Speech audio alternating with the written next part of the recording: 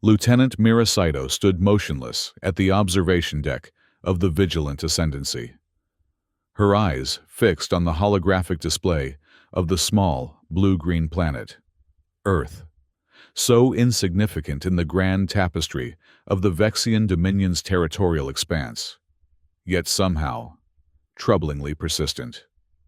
The Xenotech officer's slender fingers swept through the projection, enlarging the image of the planet's orbital defense platforms, primitive constructions by Dominion standards, but surprisingly resilient. Admiring the barbarian's handiwork, "Lieutenant?" The voice belonged to Commander Telpax, his tall frame casting a long shadow across the deck's polished surface. His lips curled into what passed for a smile among Vexians, more a display of dominance than amusement. "Observing, Commander," Mira replied evenly, her human ancestry evident in her facial features, though her loyalty to the Dominion had never been questioned. "There's value in understanding even the most rudimentary defenses," Pax scoffed, the sound echoing in the vast chamber. "The High Council has indulged these humans long enough. Their quaint resistance would be almost charming if it weren't so futile." The hologram shifted as Mira accessed the latest intelligence reports. "The particle cannons have been successfully delivered," she noted. "Fifth-generation technology, outdated by our standards, but a generous gift to primitives who still rely on chemical propulsion for half their fleet," Pax interrupted. "The Council's decision was diplomatic brilliance. We appear magnanimous while ensuring they pose no genuine threat. A perfect solution."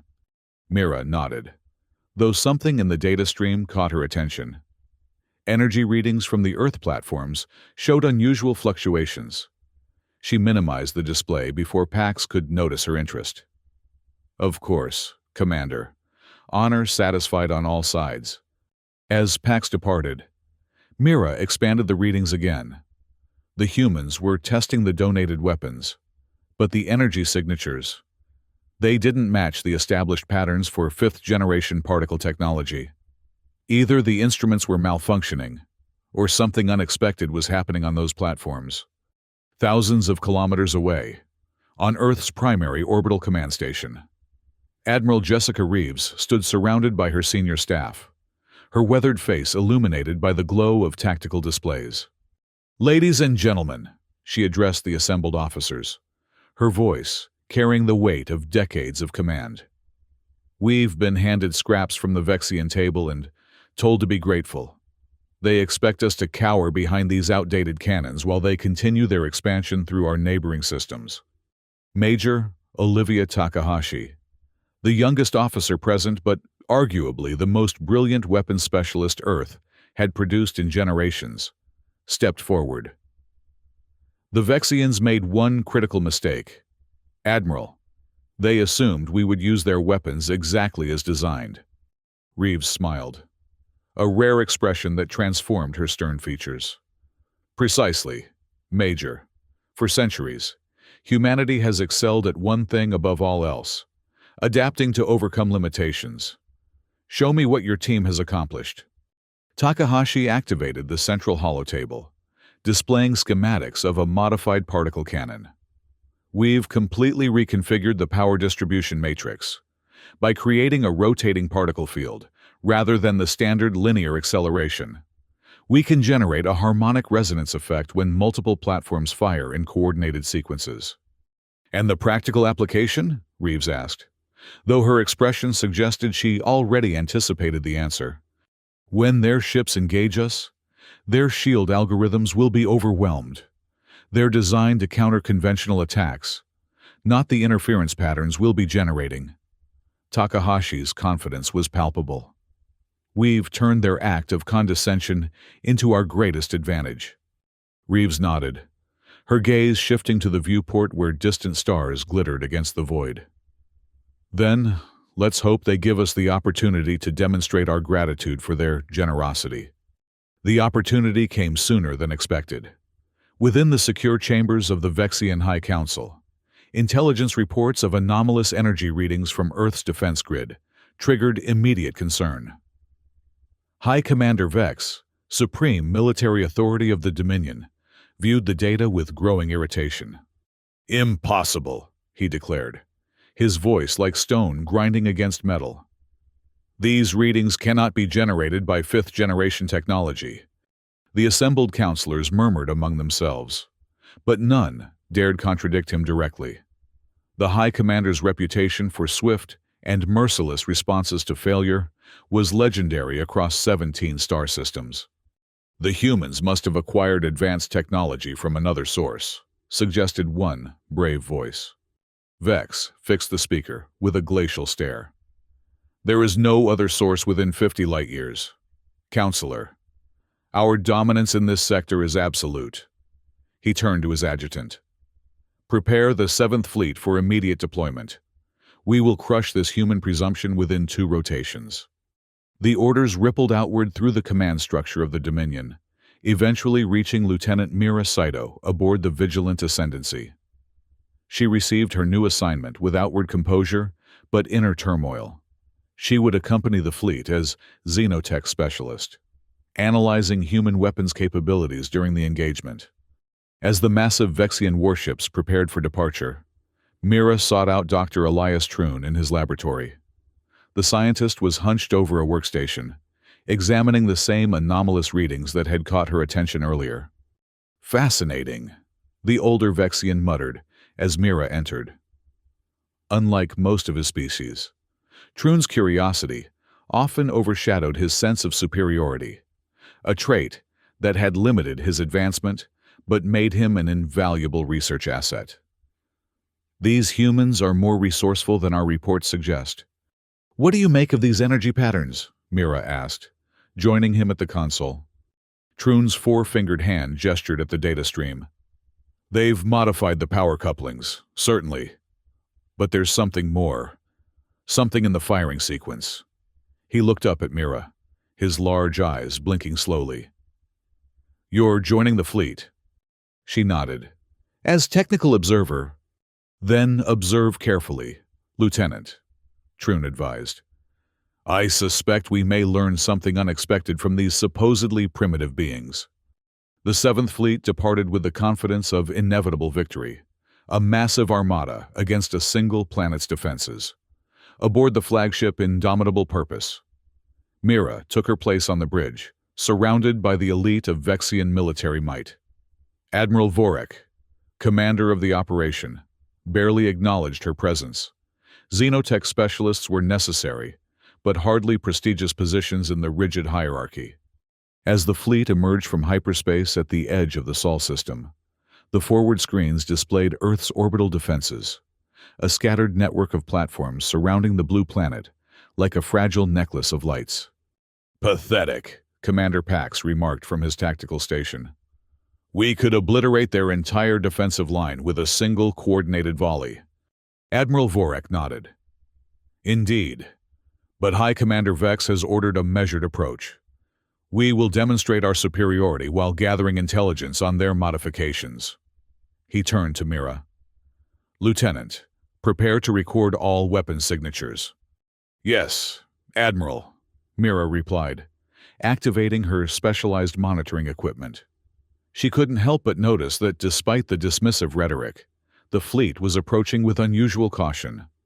The first engagement began precisely as the tactical simulations had predicted.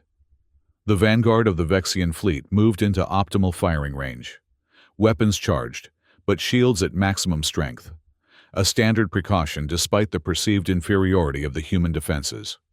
"Humans are broadcasting on open channels," reported the communications officer. "They're requesting parley." Vorek laughed, the sound devoid of warmth. "Predictable. They wish to surrender before the first shot is fired." He leaned forward in his command chair. "Ignore the transmission. Commence the attack pattern." The Vexian ships opened fire, streams of concentrated energy lancing toward Earth's platforms. The humans responded immediately, their modified particle cannons activating in a staggered sequence that seemed random to casual observation, but registered as precisely coordinated on Mira's instruments. What happened next defied all Vexian expectations. As the human weapons fire impacted the lead Vexian vessels, their shields fluctuated visibly, not failing completely, but destabilizing in patterns that shouldn't have been possible with fifth-generation technology. Status alerts flashed across multiple bridge stations as the flagship's own shields registered unexpected stress patterns. "Impossible," Pax muttered, his confidence faltering as damage reports began flowing in from the Vanguard ships. Minor hull breaches, power fluctuations, navigation system failures, minimal damage by the standards of full-scale warfare, but shocking given the supposed primitiveness of the opposition. Admiral Vorek's expression hardened. "Adjust shield frequencies and intensify forward barriers. Continue the advance." But as the fleet pressed forward, the effectiveness of the human defense only seemed to increase. The orbital platforms fired in coordinated waves, each blast building upon the harmonic disruption created by the previous volley. Mira watched in astonishment as her instruments recorded the cascading resonance patterns. The humans weren't just firing weapons. They were conducting a symphony of precisely calibrated energy. "Admiral," she spoke up, compelled by the data unfolding before her. "The human platforms are generating interference patterns that specifically target our shield cycle algorithms. Each shot is minutely calibrated to—" "I don't recall asking for your analysis, Lieutenant." Vorek cut her off sharply. "Focus on your recording duties." Mira fell silent, but continued monitoring the increasingly troubling data. The Vexian fleet's advance had slowed considerably as ships were forced to compensate for shield instabilities. What had been planned as a swift demonstration of overwhelming force was becoming an unexpectedly challenging engagement. After an hour of frustrated progress, Vorek finally ordered a tactical withdrawal to regroup. The Vexian ships pulled back to a safe distance, their commanders gathering virtually in the flagship's strategic center to assess the situation. "Their weapons are more effective than anticipated," Vorek acknowledged, his tone making it clear that someone would be held responsible for this intelligence failure. "But they remain fundamentally inferior. We will adjust our approach and crush them with overwhelming force." Mira, standing at the periphery of the gathering as required by her position, caught the eye of Dr. Troon, who had joined the fleet at the last moment as scientific consultant. The older Vexian's expression conveyed a clear message. There is more happening here than they understand. While the Vexian commanders debated tactics, Earth's defenders were engaged in their own rapid assessment. In the command center of the primary orbital platform, Admiral Reeves and Major Takahashi reviewed the battle data with cautious optimism. "The harmonic disruption worked better than projected," Takahashi reported, her fingers dancing across the tactical displays. "Their shield algorithms couldn't adapt quickly enough to our rotating frequency patterns." Reeves nodded, her expression grim but satisfied. "They'll adjust for the next engagement. What's our countermove?"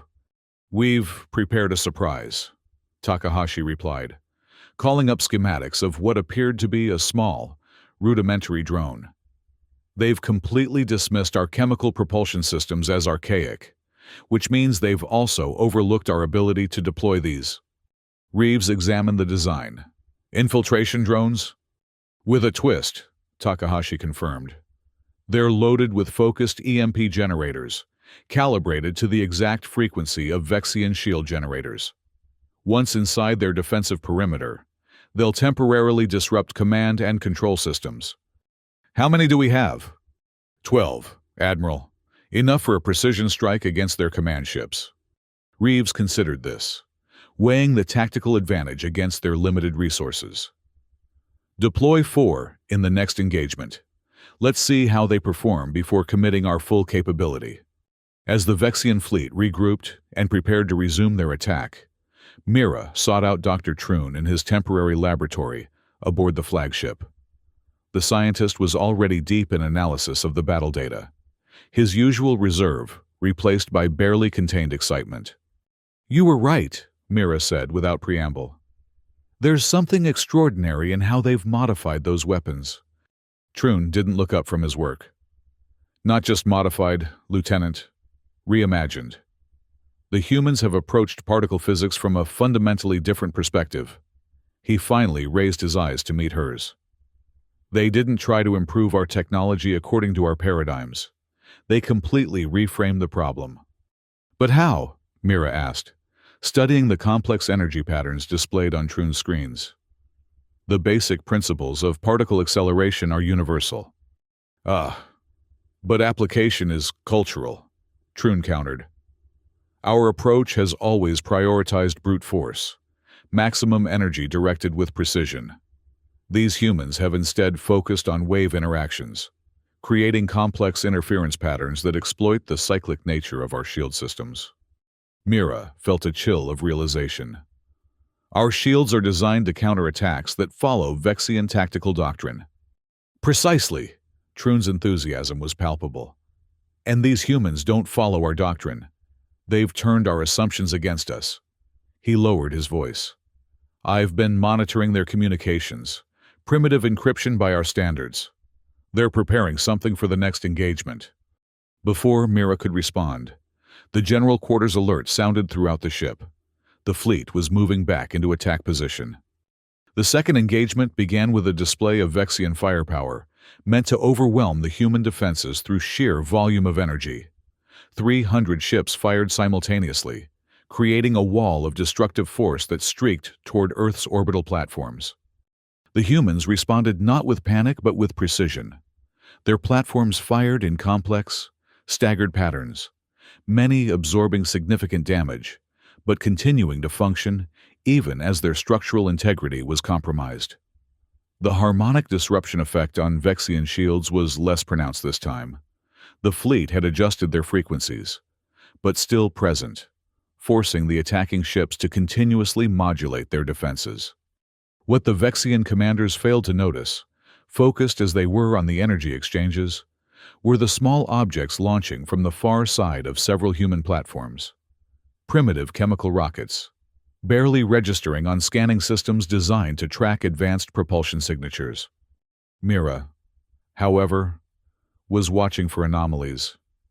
"Admiral," she called out, breaking protocol in her urgency. "Unidentified objects approaching from Sector 7. Low energy signatures." Commander Pax dismissed her concern with a wave. "Debris from damaged platforms. Focus on the weapons analysis, Lieutenant." But Mira's instruments told a different story. These objects were moving with purpose, adjusting their trajectories in ways debris could not. And their energy signatures, while low, were fluctuating in patterns that matched. "Incoming objects are synchronized to our shield frequencies," she shouted. But her warning came too late. 4 small drones penetrated the flagship's defensive perimeter, their primitive appearance belying their sophisticated purpose.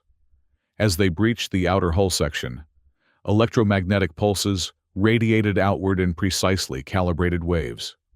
Critical systems throughout the command module flickered and died as the pulses overwhelmed circuit protections. The bridge plunged into darkness for 3 terrifying seconds before emergency systems engaged. Admiral Vorik's face, illuminated by the red emergency lighting, was a mask of shock and rage. Around him, officers scrambled to restore primary systems and assess the damage. "Status report," he demanded. "Command systems temporarily offline," reported the first officer. "Shield generators cycling back to operational status. Weapon systems rebooting." "Communications incoming from the human fleet," called the comms officer. "They're broadcasting in the clear." "On screen," Vorik ordered, his voice tight with suppressed fury. The main view screen flickered to life, displaying the image of Admiral Jessica Reeves. Her expression was calm, her posture straight-backed and confident despite the evident damage to her command center. "Vexian fleet," she addressed them. "You have experienced a small demonstration of human ingenuity. We have repurposed your generous gifts in ways your engineers never considered. This was a warning shot, a fraction of our capability. Withdraw from Earth space, or your next lesson will be considerably more educational." The transmission ended, leaving the bridge in stunned silence. Mira exchanged glances with Dr. Troon, who had joined the bridge crew during the crisis. The scientist's expression mirrored her own thoughts. The humans had just changed the parameters of this conflict in ways the Dominion had never anticipated.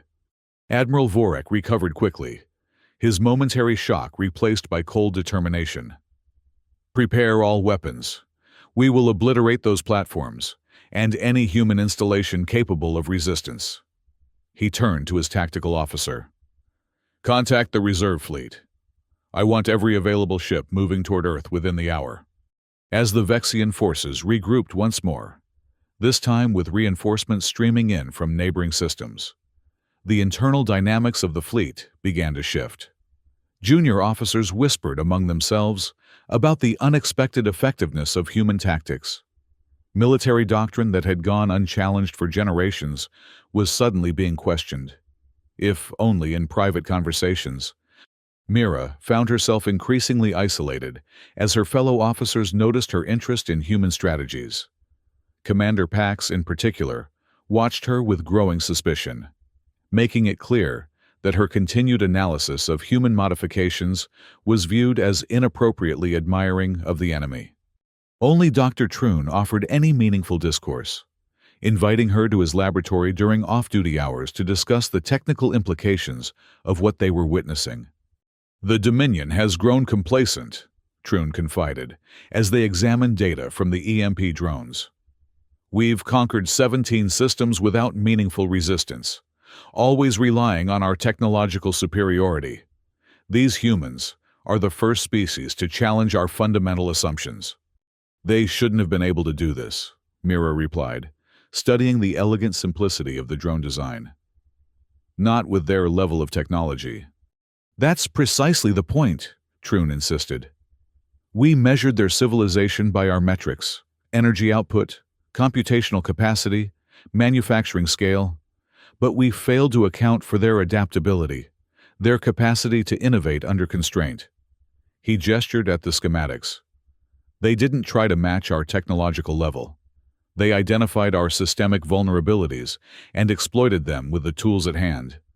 Mira considered this, feeling a growing sense of unease about the Dominion's approach. "What happens when the reinforcements arrive? The humans can't possibly stand against our full military might." Troon's expression grew somber. "No, they cannot, which makes their willingness to provoke us all the more intriguing.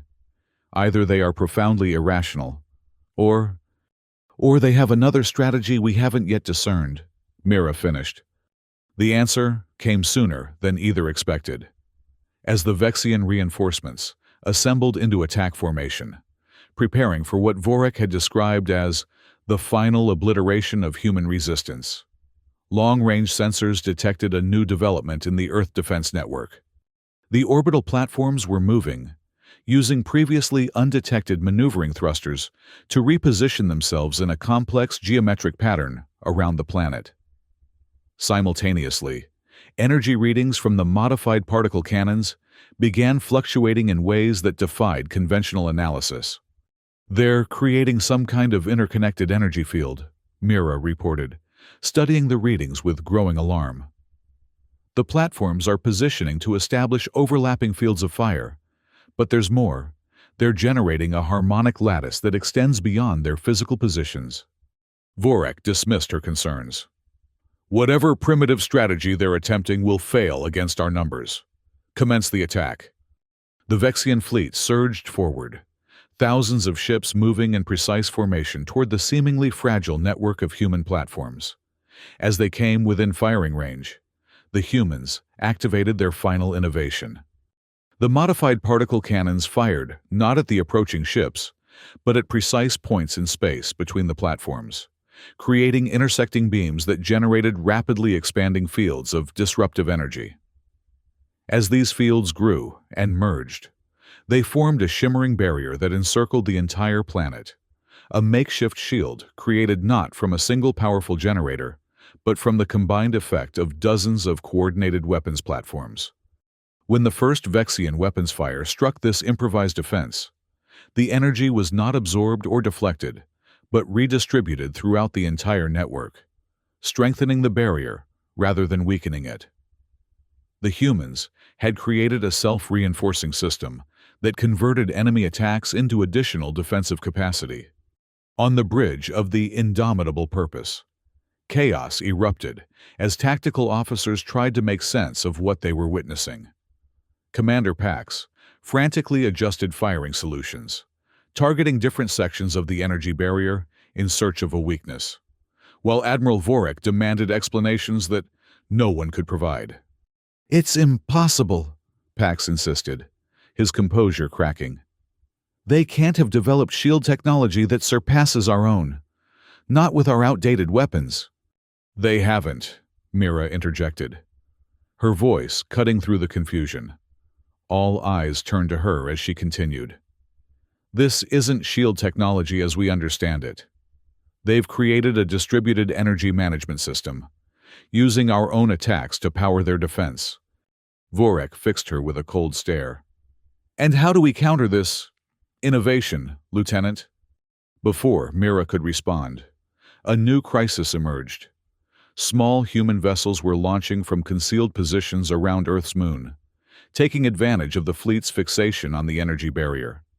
These ships, a cobbled-together collection of various designs, carried what appeared to be modified versions of the EMP drones that had previously infiltrated the flagship. "Incoming vessels from lunar orbit," shouted the sensor officer. "Hundreds of small craft approaching at high velocity." "Target and destroy them," Vorek ordered. But the distributed nature of the threat made this easier commanded than executed. The human ships were small, fast, and executing evasive maneuvers that seemed random but effectively minimized their vulnerability to Vexian targeting systems. As the battle descended into chaos, with Vexian ships firing desperately at the approaching swarm while continuing to bombard the unyielding energy barrier, a new transmission came through from Earth. This time, it was Major Takahashi who addressed the Vexian fleet. "Your weapons are ineffective against our defense grid," she stated, with calm confidence. "Every shot you fire strengthens our position. Meanwhile, our vessels are moving into position to temporarily disable your fleet's command and control capabilities. You have one opportunity to withdraw before we demonstrate the full extent of our adaptations." Admiral Vorek's response was immediate and predictable. "Intensify forward firepower. Launch all fighter squadrons to intercept those vessels." But the human ships had already closed much of the distance, and the fighter squadrons, designed for combat against comparable military vessels, struggled to track and engage the smaller, more nimble Earthcraft. Some were destroyed, but many more slipped through the defensive screen. As EMP drones began impacting Vexian ships throughout the fleet, command systems failed in cascading patterns. Ship after ship went dark, their crews scrambling to restore basic functionality while drifting powerless in space. The carefully coordinated Vexian attack disintegrated into individual vessels acting without central direction. Aboard the flagship, now one of the few remaining ships with full operational capability, High Commander Vex himself had arrived to take personal command of the faltering offensive. His presence on the bridge cast a pall of dread over the officers, all acutely aware that failure under his direct observation would have severe consequences. "This humiliation is unacceptable," Vex declared, his voice unnaturally calm, in contrast to the chaos surrounding them. "We will target their lunar base and demonstrate the consequences of defiance." Mira watched in horror as the flagship's course altered, moving away from Earth toward the smaller gray orb of its moon. Tactical displays showed a significant human presence on the lunar surface, a research and manufacturing center that had been deemed a secondary target in the original battle plan. "The lunar base houses civilian scientific personnel," she objected, unable to remain silent despite the risk. "It poses no military threat." Vex turned slowly to face her, his expression unreadable. "Your concern for enemy non-combatants is noted, Lieutenant. Perhaps you can explain why you believe their lives should outweigh the honor of the Dominion." Mira felt the weight of every eye on the bridge. Her next words could end her career, or worse.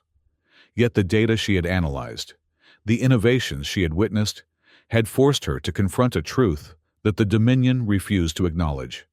These humans deserved respect, not extermination. "High Commander," she replied carefully, "I believe destroying civilian targets will only justify human resistance. Their adaptability suggests they will continue to find new ways to counter our tactics. A demonstration of restraint might open diplomatic possibilities that—" "Enough," Vex cut her off. "Your expertise is in technology, not strategy. Return to your station or be removed from the bridge." Mira complied outwardly, resuming her monitoring duties, while inwardly coming to a decision that would forever alter her life. As the flagship approached Luna, its weapons powering up for a devastating strike, she accessed her communications terminal and began encrypting a transmission. The message was brief, but contained critical information: shield frequencies for the flagship, power allocation patterns, and most importantly, the command codes that would allow the humans to remotely trigger the emergency shutdown protocol in the donated particle cannons. A failsafe the Dominion had installed, but never expected to be discovered. She directed the transmission to Major Takahashi's command signature, knowing the weapons specialist would understand its significance immediately. Then, without hesitation, she erased all evidence of the transmission from the ship's logs. Her betrayal complete. Mira steeled herself for what would follow. Discovery was inevitable. The only question was whether her information would reach the humans in time to make a difference. She didn't have to wait long for an answer. As the flagship moved into optimal firing position above the lunar base, the human defense grid suddenly shifted configuration. The energy barrier surrounding Earth pulsed once, twice, and then projected a focused beam directly at the flagship.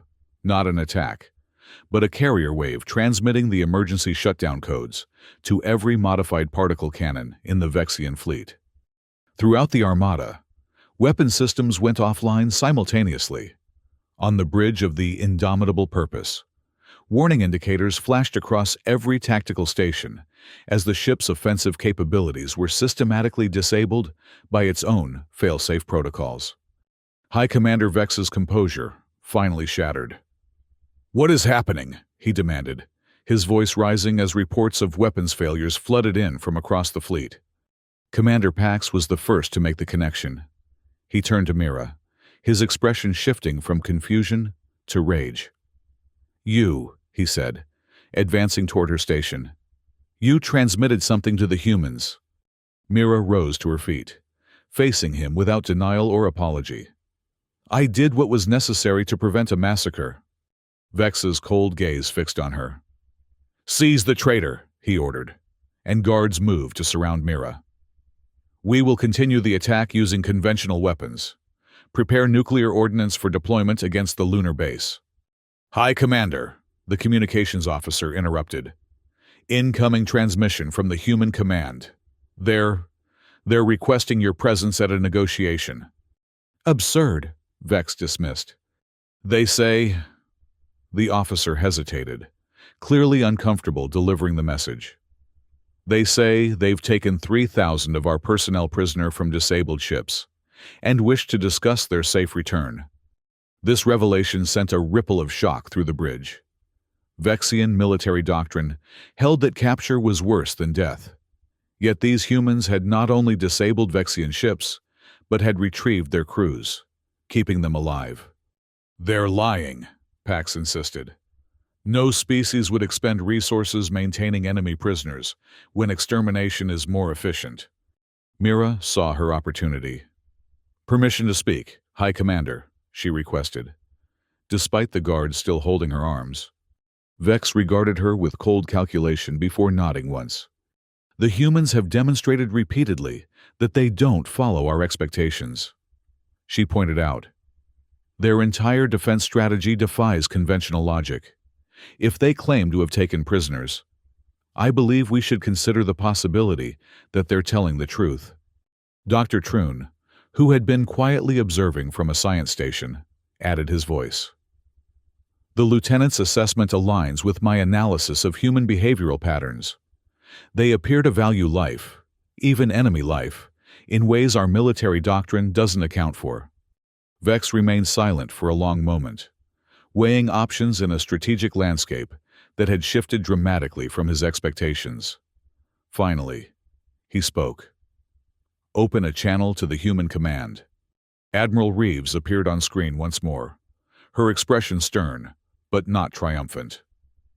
High Commander Vex, your fleet has been neutralized without unnecessary loss of life. We propose an immediate ceasefire and the establishment of diplomatic relations between Earth and the Vexian Dominion. You propose terms as if we were equals, Vex responded, his tone dismissive despite the Dominion's tactical disadvantage. The temporary setback of a single fleet does not alter the fundamental balance of power. Perhaps not, Reeves acknowledged. But it does establish that continued conflict will be costlier than either side desires. We have no interest in conquest, High Commander, only in securing our sovereignty and the safety of our people. And the Dominion personnel you claim to have captured are being treated according to our laws governing prisoners of war, provided adequate sustenance, medical care, and quarters. We're prepared to return them as part of a negotiated settlement. Vex's expression revealed nothing of his thoughts. I will consider your proposal. Expect my response within one rotation. He signaled for the transmission to be cut. Once the screen went dark, he turned to Mira. Lieutenant, despite your treasonous actions, your understanding of human psychology may prove useful. You will accompany me to these negotiations, after which you will face judgment for your betrayal. Mira nodded, accepting both the assignment and the implicit death sentence that would follow. Yes, High Commander. The negotiations took place aboard a neutral vessel positioned between the Vexian fleet and Earth's orbital defense grid. Major Takahashi led the human delegation, while High Commander Vex represented the Dominion, with Mira serving as technical advisor and Dr. Troon providing scientific consultation. The initial exchanges were tense, with Vex maintaining the fiction that the Dominion was merely pausing hostilities out of magnanimity rather than necessity. Takahashi, however, demonstrated the same precision in diplomacy that she had shown in weapons modification. Let's dispense with posturing, she suggested, after an hour of circular discussion. We both know the strategic reality. Your fleet is disabled. Your weapons are under our control. Your personnel are in our custody. These facts won't change through rhetorical maneuvering. Vex's expression hardened, but he did not dispute her assessment. What precisely do you propose, Major? Recognition of Earth's sovereignty within a 50-light-year radius. Non-aggression pact between our civilizations. Establishment of diplomatic and scientific exchange protocols. Takahashi laid out the terms methodically. In return, we'll return your personnel, restore functionality to your vessels, and share our modifications to your weapons technology. You would give us the means to counter your defenses? Vex asked skeptically. We would share knowledge as equals, Takahashi corrected. Our goal isn't domination, High Commander. It's coexistence and mutual advancement. Mira studied the human officer with growing respect. There was no deception in Takahashi's proposal, just a pragmatic recognition that sustainable peace required concessions from both sides. The Dominion does not recognize equals, Vex stated flatly. We conquer, or we eliminate.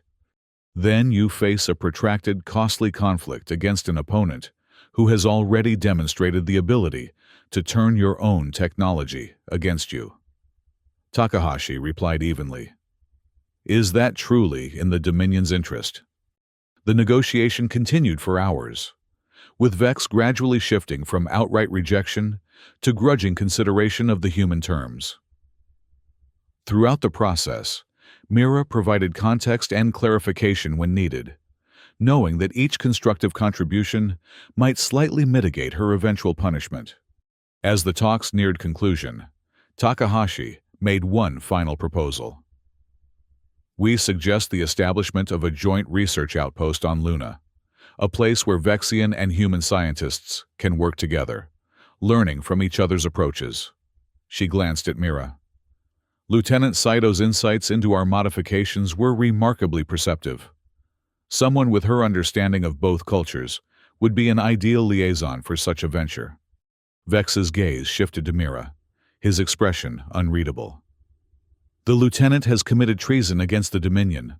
Her fate is not a matter for negotiation. Her actions saved thousands of lives on both sides, Takahashi countered. We would consider her appointment to this position a significant gesture of good faith. The room fell silent as Vex considered this unexpected request. Finally, he responded, I will take your proposal to the High Council. The lieutenant's fate will be determined as part of their deliberations on the broader agreement. With that conditional acceptance, the negotiations concluded. The human delegation returned to Earth, while the Vexian representatives withdrew to the partially restored flagship to consult with the distant High Council. In the privacy of a secure communication chamber, Vex addressed the assembled counselors, explaining the proposed terms and the current tactical reality. The Council's reaction was predictably divided, with many voices calling for reinforcements and renewed attack despite the demonstrated effectiveness of human countermeasures. The humans have proven more resourceful than anticipated, Vex concluded his report. While we could eventually overwhelm them through sheer numerical superiority, the cost would be substantial and the outcome uncertain.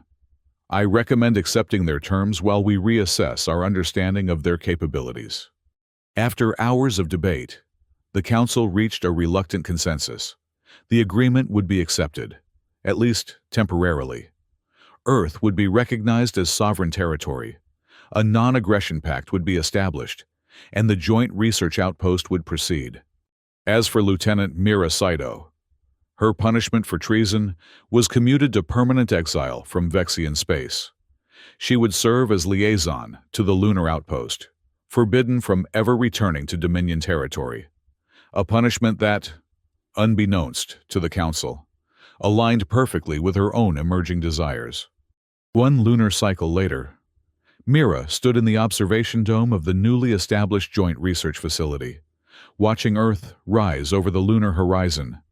Behind her, human and Vexian scientists worked side by side, examining the modified particle cannons that had so dramatically altered the balance of power between their civilizations. Major Takahashi joined her at the viewport. Having second thoughts? She asked. Mira shook her head. No, though I admit I never imagined this outcome when I transmitted those codes. Sometimes the best victories don't look like victories at all, Takahashi observed. The Dominion intended to humiliate us with outdated weapons. Instead, they gave us the tools to force them to the negotiating table. And now? Mira asked, gesturing to the collaborative work happening around them. Takahashi smiled. Now, we learn from each other. Your people have much to teach us about energy manipulation and material science. We have perspectives on adaptive systems and asymmetric problem-solving that your engineers have never considered. The High Council still believes this is temporary, Mira warned. They'll be watching for weakness, for any opportunity to reassert dominance. Of course they will, Takahashi agreed easily. Just as we'll be preparing contingencies in case diplomacy fails. But every day this outpost functions successfully makes conflict less likely. Not more. Mira turned her gaze back to the blue-green planet hanging in the void. When I was assigned to observe Earth, I never questioned the Dominion's assessment of your civilization as primitive and unworthy of serious consideration. Now, I wonder what other assumptions we've made about the species we've encountered, or conquered. That questioning is valuable, Takahashi said. Perhaps more valuable than any technology exchange. In the research bay behind them, Dr. Troon was explaining a concept to a cluster of human engineers, his usual reserve replaced by enthusiastic gestures. The humans listened intently, occasionally interrupting with questions that clearly delighted the Vexian scientist with their unexpected perspectives. "They have no idea, do they?" Mira mused. About what? How profoundly this will change both our civilizations. The Dominion has conquered 17 systems without facing meaningful resistance or being forced to adapt. Now they've encountered a species that turned their cast-offs into tools of parody. She shook her head slightly. The ripple effects will transform our entire approach to expansion. Takahashi considered this. And humanity has gained access to technology, centuries beyond our development timeline, along with the confidence that comes from successfully defending against a superior force. She smiled wryly. Perhaps we should be concerned about the monsters we've created in each other. Or hopeful about the partners we found, Mira countered. As they spoke, a small team of human and Vexian researchers activated a prototype device in the center of the laboratory, a hybrid technology incorporating elements from both civilizations. The energy field it generated shimmered with harmonic patterns that neither species could have created independently. The first of many collaborations, Takahashi noted with satisfaction.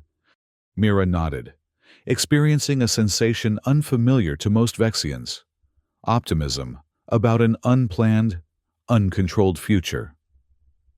"They gave us outdated weapons," she murmured, "and now they fear our tactics. But perhaps what they should really fear, what we should all anticipate, is what we might become together."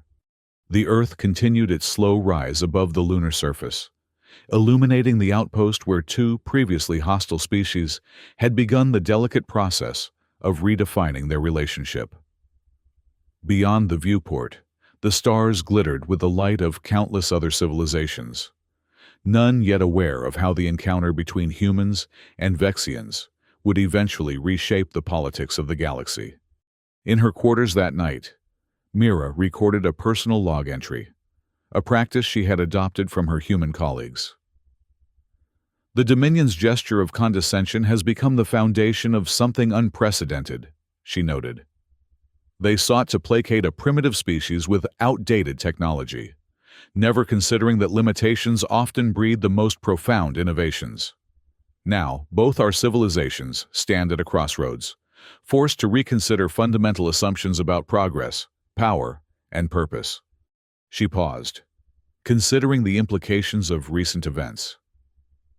Perhaps the greatest weapon humanity possessed was not their technical ingenuity, but their perspective, their ability to see possibility where we saw only limitation. If that mindset can be integrated with Vexian technical knowledge, the potential for advancement is incalculable. As Mira completed her log, aboard the indomitable Purpose, now returning to Dominion space, High Commander Vex was preparing his own report for the historical archives. His assessment was more pragmatic, but no less significant. The human encounter has exposed critical vulnerabilities in Dominion military doctrine. Our assumption of inherent superiority led to tactical complacency and strategic blindness. Future expansion must incorporate lessons from this engagement, particularly regarding asymmetric response capabilities and adaptive defense systems. What neither Mira nor Vex could fully anticipate was how quickly these lessons would spread throughout both civilizations, catalyzing a period of unprecedented innovation and cultural exchange. The joint lunar outpost, intended initially as a symbolic gesture, would become the nexus of a scientific renaissance that would eventually render the original particle cannons, once considered charity for primitives, as quaint reminders of a more limited era. The gift of outdated weapons had triggered a cascade of consequences that would ultimately redefine the relationship between giver and recipient, between conqueror and defender, between teacher and student, until those distinctions themselves became as obsolete as fifth-generation particle technology.